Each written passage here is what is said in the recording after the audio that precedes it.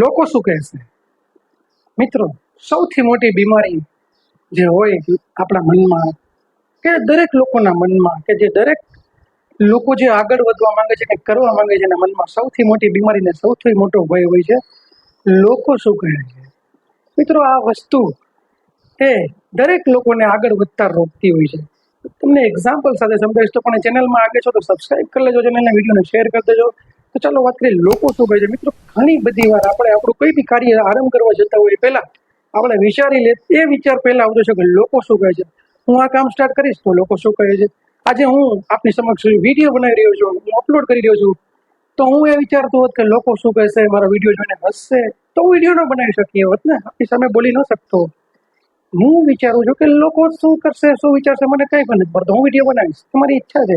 એટલે લોકો શું કહે છે એનો કોઈ મતલબ નથી, કેમ કે લોકોના વિચારો ક્યારેય એક રહેવાના જ નથી. તમે તમારું કોઈ બી વિચારેલું કાર્ય આરંભ કરશો તો તમે એ વિચારથી જો અટકી જશો તો તમે ક્યારેય પણ આગળ નથી વધી શકો. તમને એક્ઝામ્પલ આપીને સમજાવીશ. એકવાર એક બાપ દીકરો એક ગધેડા સાથે ચાલીને આવી રહ્યા હતા. એ ચાલીને આવી રહ્યા હતા તો રસ્તામાં એના ગામના બે લોકોને સામે મળે છે અને જોવે છે અને હસે છે કે લા, આ બે ગધેડા જો, ઓલો ગધેડો ને બે બીજા ગધેડા. કેમ કે ભાઈ ગધેડો છે તો બી તણે ચાલીને આવે છે. તો એ બાપ દીકરો કે ચાલો ઓકે, એવું છે તો વાંધો નહીં. એ બંને બાપ દીકરો ગધેડા ઉપર બેસી જાય છે અને આગળ નીકળે છે. થોડે આગળ જાય છે તો બીજા ગામના લોકો એને ભેગા એ કહે છે કે ઓહો, કેવા માણસો છે, સાવ જીવ દયા નામની કોઈ ચીજ નથી. બંને લોકો ગધેડા ઉપર બેસી ગયા છે અને અત્યાચાર કરી રહ્યા છે. આવું કઈ ચાલતું હશે, એવું કઈ તે નીકળે છે. તો બાપ દીકરાને એમ થાય છે કે ચાલો એવું ન કરીએ.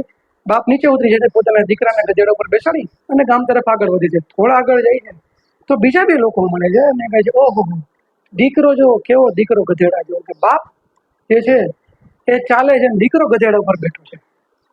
વિચાર કરો તમે. તો આગળ જાય છે અને દીકરો નીચે ઉતરી જાય છે અને બાપને ગધેડા ઉપર બેસાડે છે.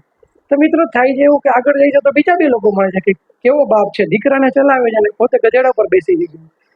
તો આગળ જઈને બંને લોકો વિચારે છે કે હવે આપણે સમાજને શું જવાબ દેવું, એટલે બંને લોકો ગધેડાને ઉપર પોતાના ખંભે મૂકી દે છે.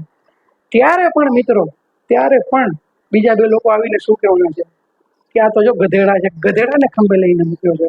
તો ખરેખર મિત્રો ગધેડા છે કોણ? સમાજ હંમેશા વાતું કરવાનો જ છે. લોકો શું કહે છે ભાઈના કારણે આપણે કોઈ બિઝનેસ કરવો છે, આપણે કોઈ નોકરી કરવી છે, આપણે કોઈ કામ સ્ટાર્ટ કરવું છે, આપણે કઈ આપણા દિલની ઈચ્છાઓ કરવી છે, અને લોકો શું કહે છે એ બે કે રોકસી તો ખરેખર ગધેડા આપણે છે. કેમ કે કોઈ બી વસ્તુ સ્ટાર્ટ કરવા માટે જે તમારી અંદર આત્મવિશ્વાસ કરી લેશો કે લોકો શું કહે છે, કેમ કે લોકો પાસે વધુ ટાઈમ નથી. લોકો પાસે કોઈ માટે જરા પણ ટાઈમ નથી. એ એક વાર બોલશે, બે વાર બોલશે, આ થાકી જશે. લોકો શું કહે છે એની બીકે જ્યારે તમે તમારું કાર્ય રોકો છો, તમે જે આરંભ કરવા જઈ રહ્યા છો એ અટકાવજો તો ચોક્કસ તમે આગળ નહીં વધી શકો.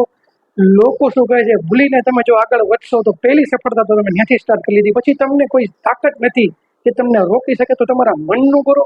લોકો શું કહે છે બીમારીનો કોઈ ઈલાજ નથી જ્યાં સુધી તમારી અંદરથી તમે નહીં વિચારો કે લોકો શું કહે છે આઈ ડોન્ટ કેર. એક એક્ઝામ્પલ આપીશ મિત્રો.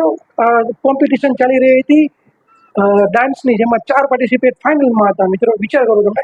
હવે એ પાર્ટિસિપેટના મનમાં વિચારો ચાલી રહ્યા હતા. એક પાર્ટિસિપેટ વિચારી રહ્યો હતો કે હું જે મારો સેમીફાઇનલનો જે ડાન્સ હતો એનાથી સારો ડાન્સ કરીશ એટલે હું ફાઇનલ જીતી જઈશ. બીજો વિચારી રહ્યો હતો કે હું ખાલી જજને ખુશ કરી દઈશ એટલે હું ફાઇનલ જીતી જઈશ. ત્રીજો એમ વિચારી રહ્યો હતો કે હું પબ્લિકને ખુશ કરી દઈશ એટલે હું ફાઇનલ જીતી જઈશ. અને ચોથો વિચારી રહ્યો હતો કે પબ્લિક જે તેલ પીવા, જજ જેલ પીવા, મારો ડાન્સ જેવો થાય એવો હું તો ડાન્સ કરીશ. હવે તમે વિચાર કરો મિત્રો, ઓલા 3 લોકોના મનમાં પ્રેશર હતું, ટેન્શન હતું કે હું જજને ખુશ નહીં કરી શક્યો તો, હું પબ્લિકને ખુશ નહીં કરી શક્યો તો, હું મારા સેમીફાઇનલ કરતાં સારો ડાન્સ ન કરી શક્યો તો. અને જેના મનમાં ટેન્શન નથી કે મારે કાંઈ નથી કરવું, જીતું તો ભલે, ન જીતું તો ભલે, હું ડાન્સ કરીશ. વિચાર કરો તમે એ ફાઇનલ કોણ જીત્યું હશે? જવાબ કોમેન્ટમાં લખો. હા મિત્રો, એ લાસ્ટ વાળો જીત્યો, જેને કાંઈ પડ્યું નથી, જે ફક્ત ડાન્સ કરે છે, નો પ્રેશર, કોઈ જાતનું ટેન્શન નહીં. એટલે સફળતા તેને જ મળે છે કે જે કોઈ જાતનો વિચાર વગર દિલની કરે છે, મનની કરે છે, મહેનત કરે છે, તેને સફળતા જરૂર મળે છે. હા, હું હજી કોઈ વિડીયોમાં કાચો છું પણ પહોંચી જઈશ એકવાર, હું તમને ખાતરી આપું છું. તમારા સપોર્ટથી તો જરૂર પહોંચી જઈશ. તો મિત્રો, તમારા સપોર્ટની પણ મને જરૂર છે. લોકો શું કહે છે એની મને જરૂર નથી, પણ તમારા સપોર્ટની જરૂર છે. તો વિડીયોને શેર કરી દેજો, કોમેન્ટ કરજો કેવો લાગે છે, વિડીયોને લાઈક પણ કરી દેજો ગમ્યો હોય તો, અને કોમેન્ટમાં લખજો કે તમને અમારી વાત કેવી ગમી. તો બસ મળીશું એવો વિડીયો સાથે, ત્યાં સુધી કલ્પેશ ગમરાના અવસરોને જય શ્રી રામ. હર હર મહાદેવ, જય વીર બજરંગી.